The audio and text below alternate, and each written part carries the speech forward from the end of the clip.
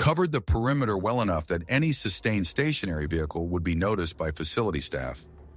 Webb requested authorization for aerial thermal imaging.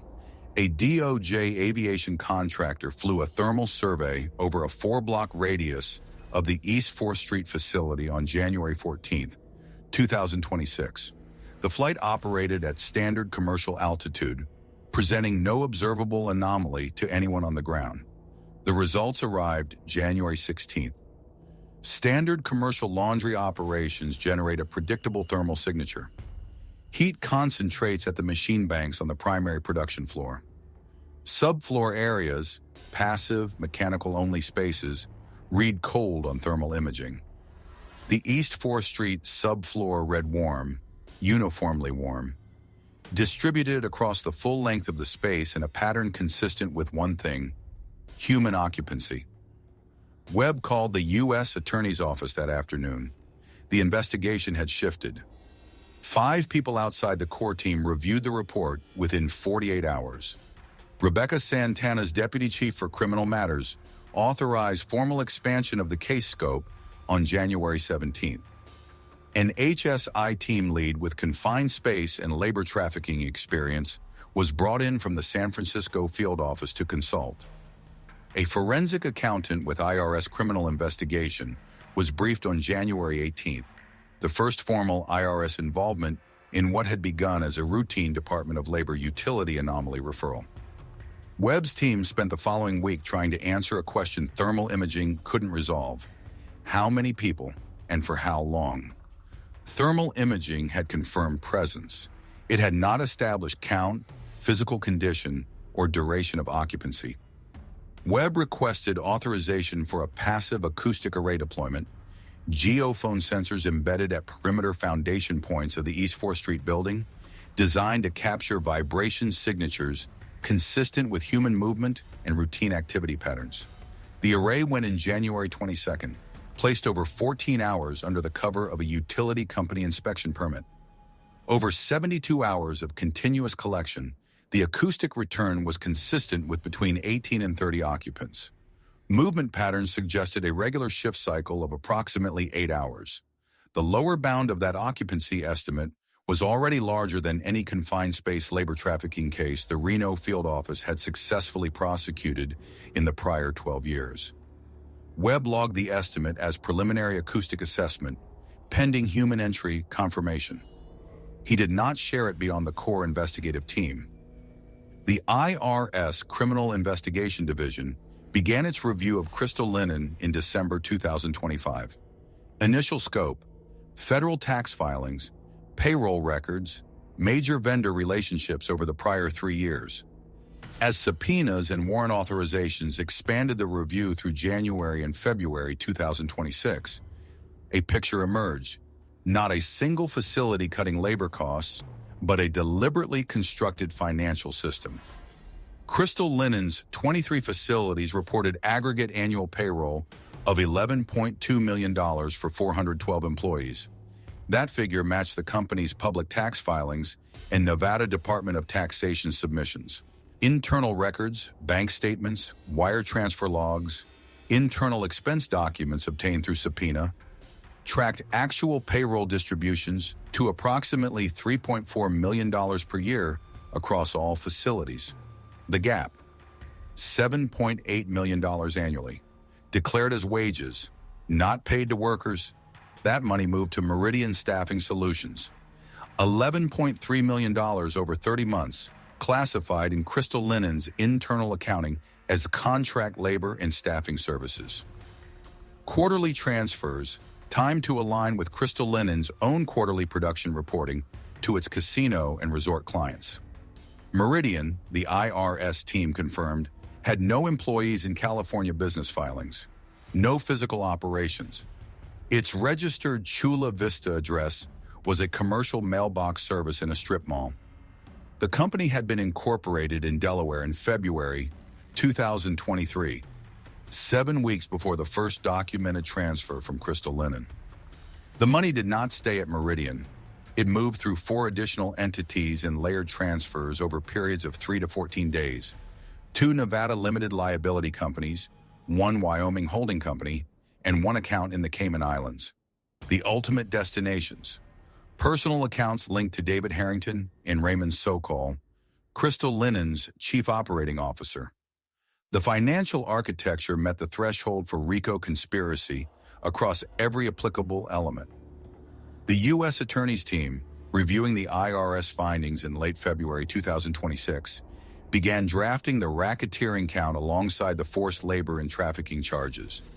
What the financial records didn't document was the mechanism, how 26 people ended up confined in the subfloor, and why they stayed. That question was answered through victim advocate interviews initiated in the first 48 hours after the raid, and through a secondary file set recovered from the Meridian Chula Vista office that HSI analysts came to call the placement documentation. The placement network operated across 3 countries. In Guatemala, Honduras, and the Oaxaca region of southern Mexico, a layered referral structure used trusted community contacts, often returned migrants with apparent local standing, sometimes affiliated with community organizations or neighborhood associations, to offer employment placement services. The pitch was consistent across accounts. Documented seasonal contract work in Nevada's commercial hospitality sector, wages of $12 to $15 per hour, housing and meals provided on site, transportation fully arranged, legal and legitimate. The placement fee, ranging from $8,000 to $11,000 per worker, varying by country of origin and specific recruiter, was presented as an advance against future earnings, to be repaid from wages within the first 6 months. In several accounts, family members in the origin country provided a $200 to $500 deposit to secure the placement slot. Federal investigators later documented that no deposit was ever returned, regardless of whether the worker accepted placement. Several of the 26 workers described the moment of arrival at East 4th Street as the first point at which the actual terms became clear. A document, in English, was presented for signature within hours of arrival. 3 workers with partial English literacy, who later had the document translated by federal interpreters, identified line items not disclosed during recruitment: supplemental transportation surcharges, facility housing and meal fees, additional document processing charges. The sum of those line items brought each worker's declared total debt to a figure no 6 months of any legitimate wage structure could retire. The debt was not a repayment schedule. It was a control mechanism. There were no chains and no locked external exits. The enforcement rested on 3 elements: the outstanding debt balance, the confiscated travel documents, and a consistent message delivered at intake and reinforced periodically that leaving the facility would cause the full balance to be called immediately, and that the recruiter in their home country would be notified. The recruiter knew the worker's family. The recruiter knew where the worker was from. 7 victim accounts, taken through certified federal interpreters in protected witness protocols, and in 2 cases requiring an indigenous language interpreter flown in from the Los Angeles field office, were consistent enough in their core details to satisfy the evidentiary threshold for the trafficking counts in the indictment. Each account was cross-validated against the financial transaction records and against the shorthand notation system in the ledger, later recovered from Harrington's Carson City safe. Here's the take that will probably generate pushback because it points somewhere uncomfortable. The casino and hotel clients whose contracts sustained Crystal Linen's revenue had no knowledge of the subfloor operation. That appears to be true, but those contracts were renewed year after year on pricing that ran consistently 15 to 20% below market. The margin advantage that won and held those contracts was built, in significant part, on labor costs that were effectively zero. Large hospitality procurement departments have access to independent supply chain audit frameworks, third-party verification services, and industry association compliance tools. None were deployed at Crystal Linen. The linen arrived clean and on schedule. That was sufficient. Whether that constitutes reasonable institutional practice or willful disregard for what generates a pricing anomaly is not a question the criminal case against Harrington will answer. But it's the question that persists after the indictment is filed. Obstacle number 2. The surveillance operation nearly collapsed in mid-February. A contractor working unrelated HVAC maintenance at a commercial building across the street from East 4th Street noticed an FBI surveillance vehicle that had occupied the same parking lot position for 3 consecutive days. A standard government spec SUV. The contractor mentioned it to a friend who worked Crystal Linen's loading dock. The loading dock worker mentioned it to Cortland Briggs. Briggs called Elena Cruz. Cruz called David Harrington. Harrington's response, reconstructed from phone metadata and text message records obtained through subsequent warrant, was immediate. He directed Cruz to reduce observable activity at the East 4th Street facility and to postpone 3 scheduled linen delivery runs. Production at the site dropped visibly over the following 4 days. Webb's team registered the drop. They pulled the surveillance vehicle, repositioned monitoring assets to less visible locations 3 blocks from the facility, and waited. Day 5, East 4th Street resumed at normal production levels. Harrington and Cruz appeared to conclude the vehicle had been unrelated to their operation. What they could not have known, the IRS warrant on the Meridian-linked Cayman account had been served February 17th, 2 days before the surveillance vehicle was identified. The financial records were already in federal custody. The physical observation of the facility was no longer the load-bearing element of the case, but the near miss accelerated the decision. Webb and the U.S. Attorney agreed. Additional weeks of delay raised the probability that Harrington would move workers out of the facility or take steps to eliminate physical evidence. They began planning the raid for late May 2026. What do you think? Does the institutional responsibility for this fall entirely on Harrington and his managers? Or were the procurement teams at those casino and hotel accounts obligated to ask harder questions about why their linen supplier's pricing was 15 to 20% below everyone else in the market? Put that in the comments. There's no clean answer here, and we read everyone. The warrant package required authorization from 3 separate federal judges, one for the East 4th Street facility, one for Crystal Linen's executive offices at 5 River Rock Plaza in downtown Reno, and one for Harrington's private residence in Carson City. The supporting documentation ran to over 300 pages. U.S. Attorney Rebecca Santana signed the final authorization package May 13, 2026. Warrants were sealed pending execution. The raid window, the week of May 25th through 29th, the specific date subject to final tactical assessment. Webb's team chose Tuesday, May 27th for 3 reasons. Linen delivery traffic at East 4th Street ran lowest on Tuesday mornings, reducing civilian complications at the loading dock. Pattern analysis of Harrington's schedule over 6 months showed consistent Tuesday morning presence at the executive office, making simultaneous arrest at 5 River Rock Plaza highly probable, and tactical support from the Las Vegas field office was available on the 27th, but not the 26th. The structural challenge was the hatch. Washoe County building plans described the subfloor access as a standard lift-out panel, 30 inches by 36 inches, flush with the main floor surface. But exterior acoustic monitoring over the prior months had detected no evidence of a removable panel being accessed during normal operations. The November site visit had produced a refusal rather than an inspection. On May 20th, a DOJ structural contractor obtained a limited access court order to review the building's original construction records. Those records confirmed the hatch had been designed as a lift-out cover. Its current condition, whether it remained removable or had been welded, could not be established without entry. If welded, the thermal lance rigs would be needed. Webb ordered them into the operation plan. The medical protocol was equally complex. His team had no information on the physical condition of the workers inside. The space was hot, ventilation was inadequate, and the duration of confinement ranged from 8 months to over 2 years.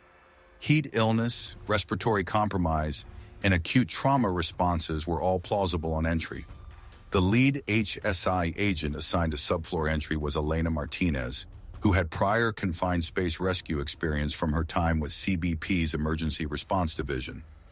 She briefed the medical standby team the evening of May 26th. Protocol: thermal lance cuts the hatch. Martinez and one additional HSI agent descend first. Voice announcement in Spanish, then English, then Vietnamese. No tactical movement. Wait for civilian confirmation before any further entry. Call for medical the moment anyone requires immediate care. 2 ambulances staged 3 blocks east. Transport vehicles with interpreters. Renowned Regional Medical Center trauma team alerted. No media, no advance disclosure, no indication to anyone outside the warrant execution team that a medical response was anticipated. Webb gave the final team briefing at 4:30 a.m. on May 27th. At 5:43 a.m., the thermal lance operator activated the equipment. The lance cut through the first well layer in 45 seconds. A second reinforcing bead, not anticipated in the plan, required an additional 2 minutes and 14 seconds to cut through. Total time from first contact to hatch separation, 3 minutes and 18 seconds. The hatch pulled back with a sound the incident report described as a low concussive thud, followed by a surge of warm pressurized air. Martinez descended the ladder with a flashlight and a handheld air quality sensor. Oxygen, 18.4%. Carbon dioxide, elevated at 1,200 parts per million. Organic solvent vapors, levels consistent with long-term proximity to commercial detergent and bleach compounds in an inadequately ventilated space. She stood at the base of the ladder for 4 seconds before announcing, "Federal agents, you are safe. Please move toward my voice." 22 seconds of silence. Then a voice, a man's voice speaking Spanish, low, asking who was there. Martinez identified herself. She repeated in Spanish, "Federal agents, U.S. government, you are safe. Come toward me." 7 seconds of quiet, then movement. People pulling themselves upright from hard surfaces, feet on concrete. A second voice, Spanish, different accent, then a third. Then what the second HSI agent, positioned at the top of the hatch, would later describe in his incident notes as the sound of a room waking up. Webb descended 90 seconds after Martinez. By that point, 14 individuals were moving toward the hatch position in the beam of Martinez's flashlight. More shapes remained in the deeper corridor, some seated, some still lying.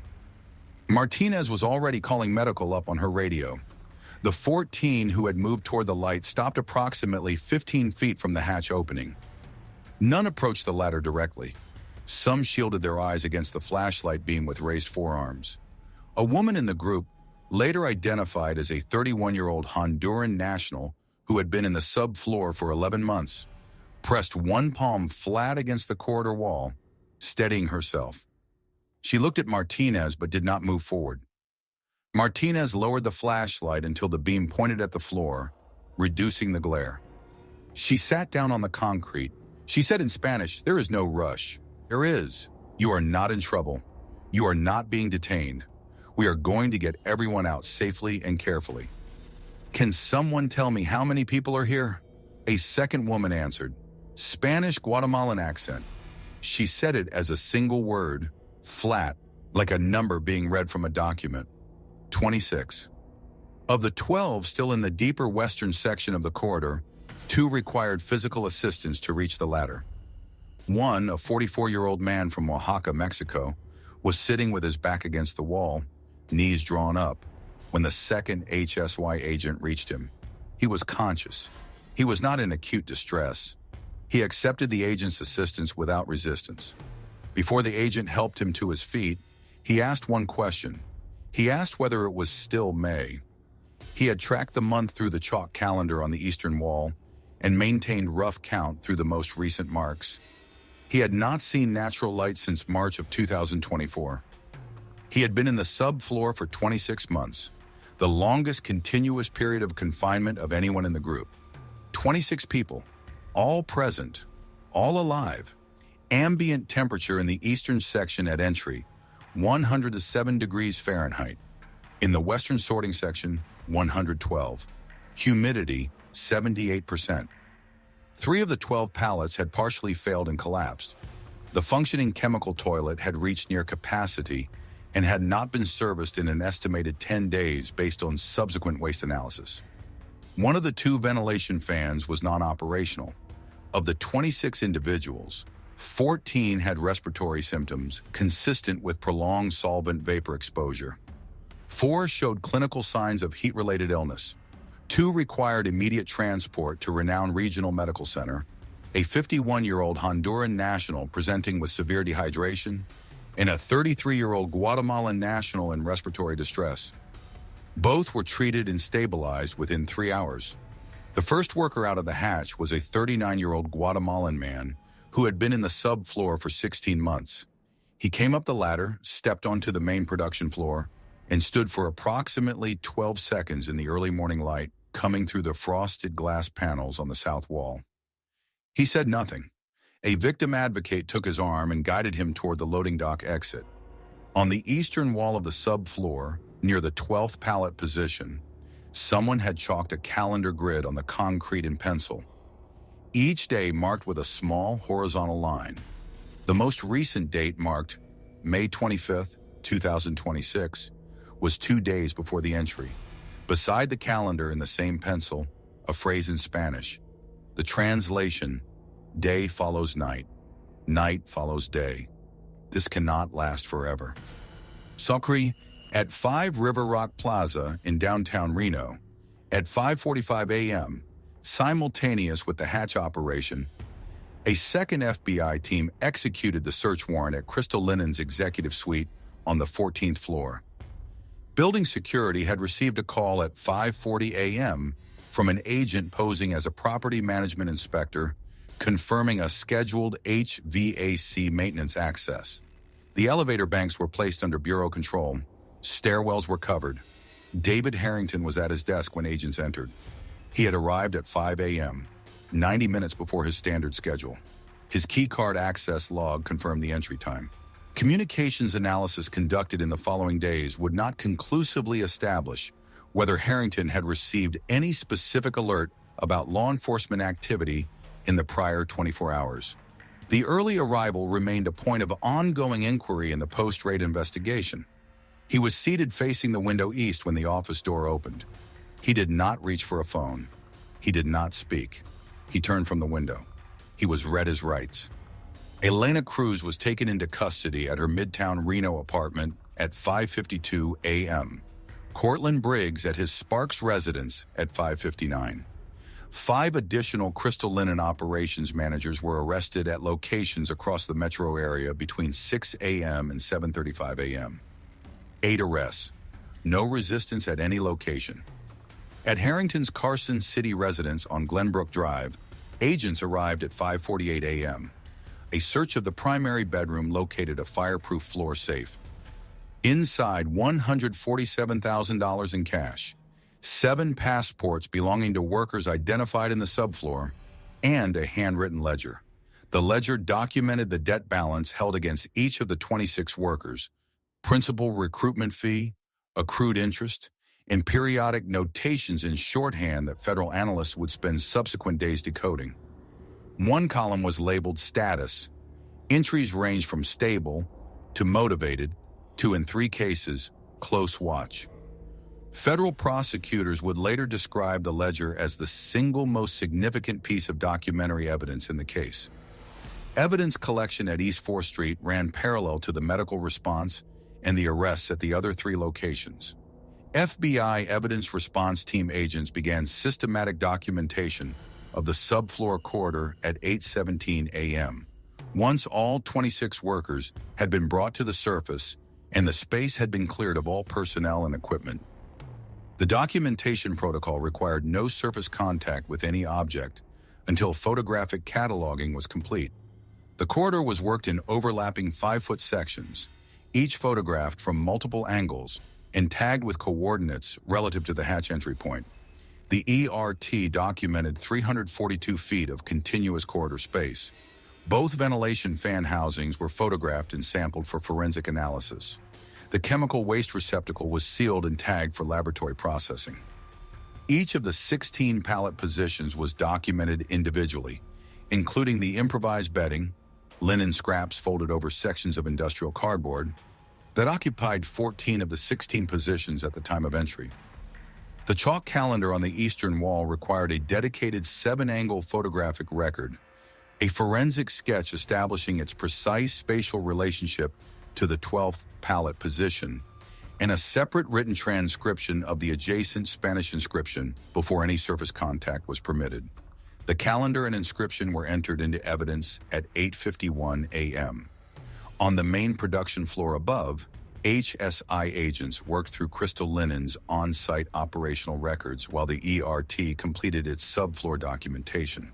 The floor supervisor's office yielded a locked secondary filing cabinet that contained records not connected to any legitimate Crystal Linen operational file.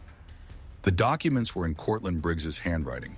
They listed daily processing quotas attributed to what the records labeled, in shorthand, the lower unit, a separate accounting of production output assigned exclusively to the subfloor workers. Each entry carried a 3-letter worker identifier that corresponded precisely to the notation system used in Harrington's Carson City ledger. The two document sets, Harrington's residential ledger and Briggs's on-site facility records, cross-referenced and confirmed each other across 26 worker entries and 31 months of dated notations. Federal prosecutors would describe this pairing, in pretrial filings, as the second most significant evidence linkage in the case after the Meridian financial records. Micro final number 3. By 9 a.m. on May 27th, the searches were complete. 8 arrests made. 26 workers in emergency care. The facility sealed under federal order. Investigators still didn't know if the East 4th Street subfloor was the only Meridian operation. When HSI agents executed the parallel warrant on Meridian's Chula Vista address that morning, the answer they found on the floor of an otherwise empty back room changed everything. The Meridian Staffing Solutions registered office was a commercial mailbox service in a Chula Vista strip mall. The suite held no furniture, no active equipment, no personnel. But on the floor of the back room were 3 bankers' boxes of physical files, apparently left behind in whatever departure had preceded the search. Those files contained what appeared to be Meridian's operational placement records across multiple accounts. 2 entries in the file system were distinct from the Crystal Linen account. Both referenced commercial laundry operations in California's Central Valley, one in Fresno, one in Bakersfield. Both had received Meridian-labeled placement confirmations and service invoices on dates consistent with the Crystal Linen placement timeline. The federal warrants executed on May 27th applied to Nevada. California referrals went to the FBI's Sacramento and Los Angeles field offices on the afternoon of May 27th. As of June 22, 2026, both referrals are under active investigation. No additional arrests have been announced. Whether additional workers have been located at those facilities has not been publicly disclosed. The Meridian network, as understood on the day of the Crystal Linen raid, connected at minimum 3 commercial operations across 2 states. The full scope of what Meridian placed, where, and over what total period remains unknown. What's in this case file is what you've seen. What's in California is a different case. As of today, it is still open. Federal charges were unsealed May 28, 2026. David Harrington and 7 co-defendants, Elena Cruz, Cortland Briggs, Raymond Sokol, and 4 additional Crystal Linen operations managers, faced a 31-count indictment. Counts: forced labor under 18 U.S.C. Section 1589, maximum 20 years per count. Human trafficking for forced labor under Section 1592, maximum 20 years per count. RICO conspiracy, maximum 20 years. Money laundering conspiracy, maximum 20 years. Conspiracy to harbor undocumented workers for financial gain, maximum 10 years per count. Cumulative maximum exposure on lead counts, 99 years. Harrington entered no plea at his May 29th arraignment. His defense attorney made no statement to media outside the courthouse. Elena Cruz's attorney issued a written statement June 2nd. Cruz would cooperate with federal prosecutors. The terms and scope of her cooperation agreement were not publicly disclosed as of June 22nd. Cortland Briggs filed for a bail hearing June 4th. Denied. Raymond Sokol was arrested at Harry Reid International Airport in Las Vegas on May 29th, 2 days after the raid, attempting to board a flight to Cancun. He had not been at Crystal Linen's offices on the morning of the 27th. How he learned about the raid between 5:45 a.m. and his airport arrival, and through whom, is a thread the investigation has not yet resolved. One detail has stayed with me since reviewing the complete indictment in the pre-raid surveillance records. Harrington conducted that solo third visit to the East 4th Street building during the bankruptcy sale due diligence period, alone without his attorney, 45 minutes in a building he was about to purchase. The Meridian arrangement was not formalized until February 2023, 3 months after he closed on the property, which means the subfloor corridor existed as an acquisition asset before a specific use for it had been arranged. He was building towards something. The building came first, the corridor came with the building, the Meridian arrangement came after. Here's what this case tells us about how organized forced labor operates inside legitimate commercial infrastructure. The Crystal Linen operation was not a chaotic improvisation by an opportunistic employer. It was designed. A financial architecture built specifically to launder labor cost suppression as contractor expenses. A 3-country recruitment network operating on pre-existing cross-border infrastructure. A transit logistics system using the company's own legitimate delivery fleet. A physical facility selected in advance for a structural feature invisible to standard regulatory review. And a public-facing enterprise, trade association member, magazine profile subject, conference keynote speaker, functioning as the institutional cover. That level of design reflects how organized crime actually operates when applied to supply chain logistics. That gap between the public image and the operational reality is worth thinking about after the case file closes.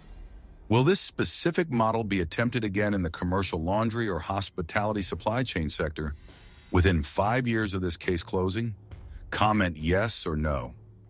The conditions that enabled it, pricing pressure, absence of mandatory vendor audits, utility anomaly detection systems that depend on individual inspectors being assigned to the right account on the right day, none of those conditions end with the Crystal Linen indictment. We'll follow the responses on this. The 26 workers freed from the East 4th Street facility entered Federal Victim Assistance Services on May 27. T-visa certifications were initiated for all non-U.S. nationals immediately upon confirmation of their trafficking victim status under the Trafficking Victims Protection Act. All 26 individuals were confirmed eligible based on the documented forced labor and trafficking evidence. As of June 22, 2026, all 26 have confirmed contact with federal victim advocates. The 2 workers transported to Reno Regional on the morning of the 27th have been discharged. 14 others received follow-up respiratory care through the University of Nevada, Reno Community Health Network. The debt instruments used to compel compliance, recruitment fee agreements totaling an estimated $377,000 across 26 individuals, have been referred to the U.S. Attorney's Office for investigation of Meridian-affiliated lenders. No arrests related to the debt network have been announced. 7 passports were recovered from Harrington's residential safe. The remaining 19 have not been located. Investigators believe those documents may have been destroyed. Documentation efforts for affected workers are ongoing through the Department of State's Office of the Special Coordinator for Refugee Admissions. Crystal Linen service operations across all 23 Nevada facilities were suspended as of May 28th.